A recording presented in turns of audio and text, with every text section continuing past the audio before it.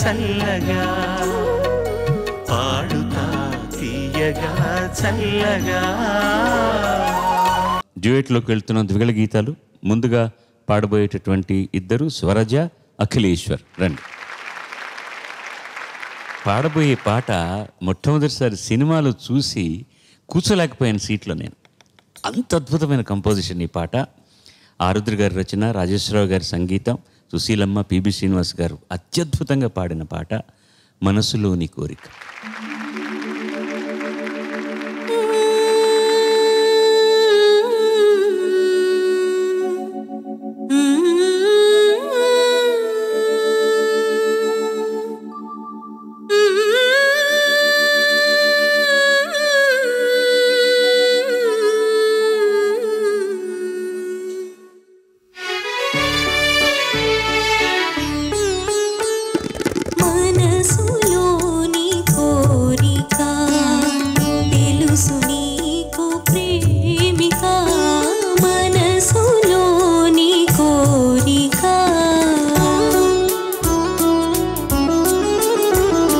మనసులోని కోరిక తెలుసు ప్రేమ మాలిక.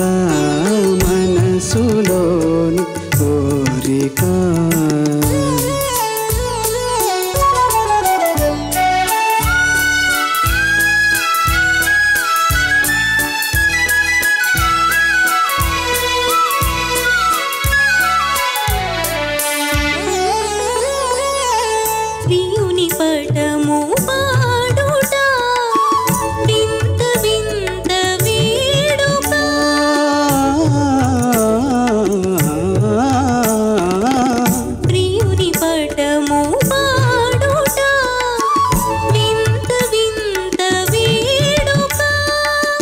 పడతి చేతి మహిమ వలన,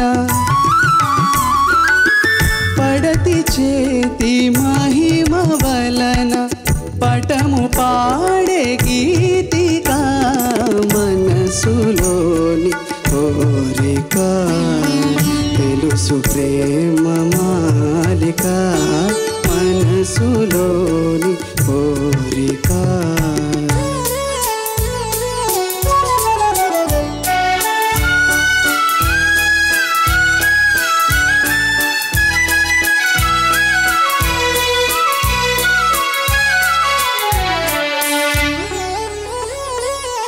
చెలియనీదు ప్రేమయే విలువలేని కానుక.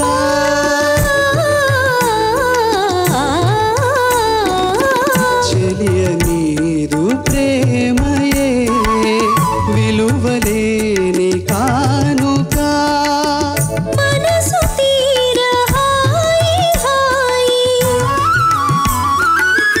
మనసు తీర హాయి హాయి, మనసుధా కథానిక.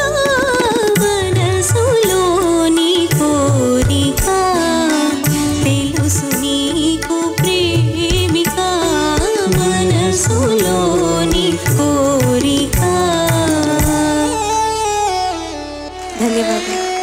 ధన్యవాదాలు. చెవుల్లో పంచదార, తేనె, ఇంకా ఏమన్నా మధురమైన పదార్థాలు ఉంటే అవన్నీ చెవుల్లోంచి ఉళ్ళంతా నరనరానా పాకినట్టుందండి. మీరు ఇక్కడ చూసినట్లయితే ఆ మ్యూజిక్ టేక్ ఆఫ్ దగ్గరే మనసుకి రెక్కలు తొడుక్కుని, మనసే రెక్కలు తొడుక్కుని ఆకాశం దాటి ఎక్కడికో తీసుకెళ్ళిపోతుంది. అంటే ద కంపోజింగ్.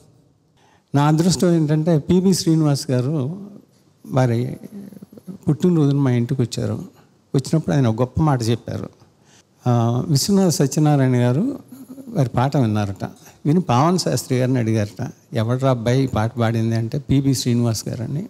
అంటే చాలా బాగా పాడుతున్నాడు కుర్రాడు, గొంతులో మగటిమి ఉన్నది అనే పదం వాళ్ళు చెప్పారట.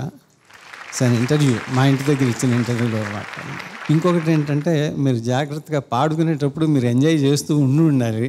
ఆ హాయి హాయి అనే పదాన్ని తెలుగులో వాడినటువంటి ఎక్కడైతే కరెక్ట్గా ఆ పదం వెళ్ళి కూర్చుంటుందో ఆ పదాన్నే వాడటం ఆరుద్ర గారికి హ్యాట్స్. పడతి చేతి మహిమ వలన పటము పాడే గీతిక మనసులోని కోరిక.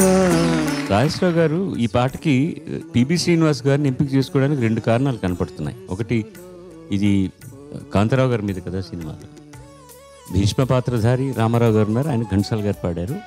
అది ఒకటే అయితే కారణం. రెండవది, ఈ స్థాయి పై స్థాయికి వెళ్ళడం కూడా, ఎందుకంటే ధీర గంభీరమైనటువంటిది ఘంటసాల గారికి, ఒక మంద మలయాళం లాంటిది పివి శ్రీనివాస్ గారి వాయిస్.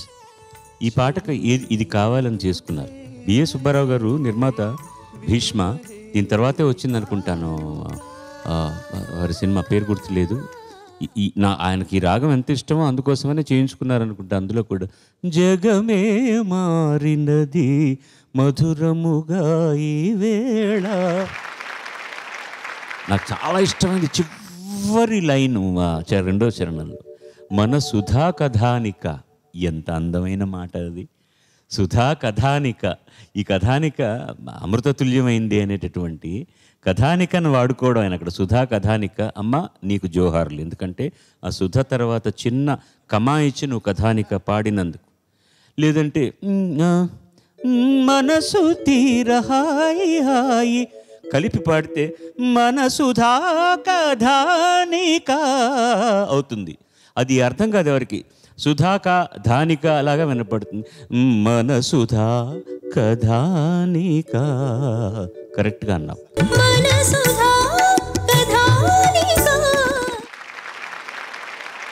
God bless you.